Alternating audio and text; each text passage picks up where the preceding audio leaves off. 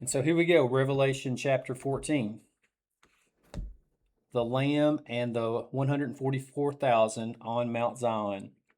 In chapter 13, we saw the beast from the sea. If you've just watched that, of course, then you're catching all that.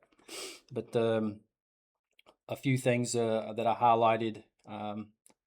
The authority of one of the beasts is going to be for 42 months. And then again, if nobody has the mark on their right hand or their forehead, they can't buy or sell. Talked about the connections in John chapter 6, verse 66. People walking away from Jesus, and then the number of that man, and his number is 666. Chapter 14, the Lamb and the 144,000 on Mount Zion. Then I looked, and behold, the Lamb was standing on Mount Zion, and with him 144,000, having his name and the name of his Father written on their foreheads. And I heard a voice from heaven like the sound of many waters, and like the sound of a loud thunder. And the voice which I heard was like the sound of a harpist playing on their harps.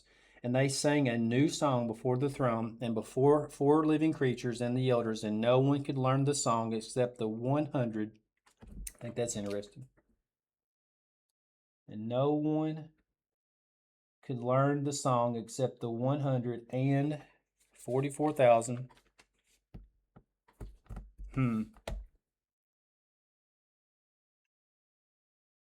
Who had been purchased from the earth.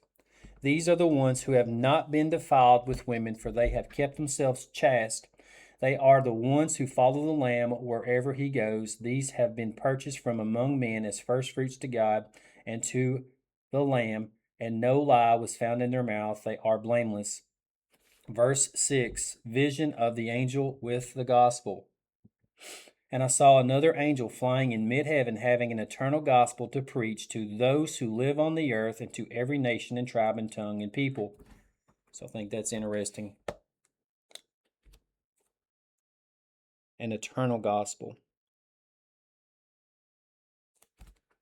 I just think that's interesting that we have the Gospels of Matthew, Mark, Luke, and John.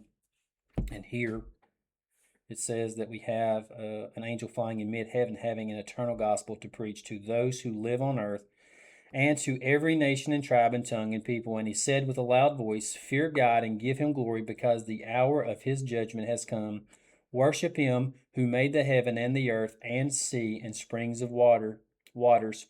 And another angel, a second one, followed, saying, fallen, fallen is Babylon the Great, she who has made all the nations drink of the wine of the passion of her immorality.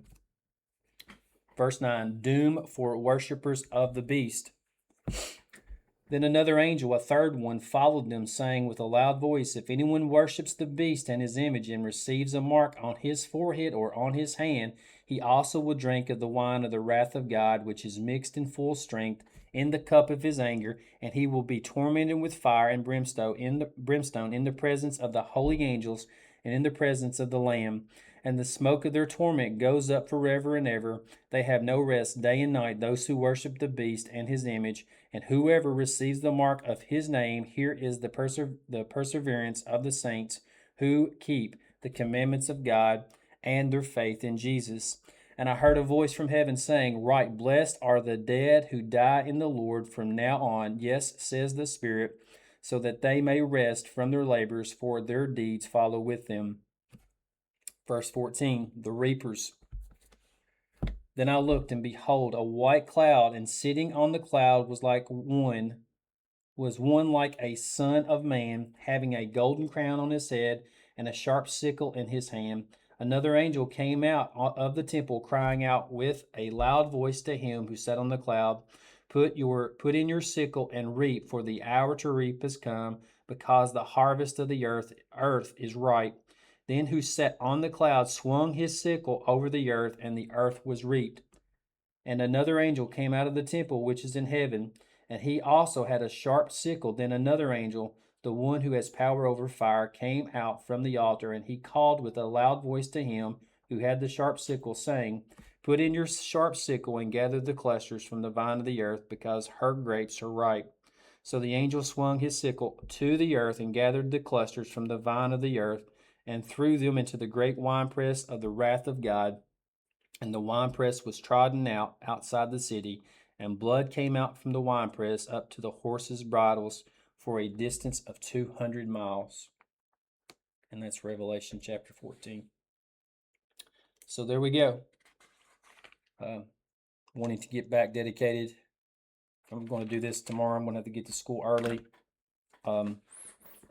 We got some stuff going on, but I do want to be like Clifton and get up early and let that be on my mind. And let me be praying. Let's all be praying. Pray without ceasing. That's a command. That's in the Bible. That's the word. So anyway, that's going to be it for today in our NASB.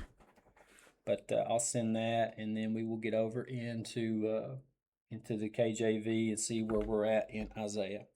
So I love you boys much. We'll talk to you soon.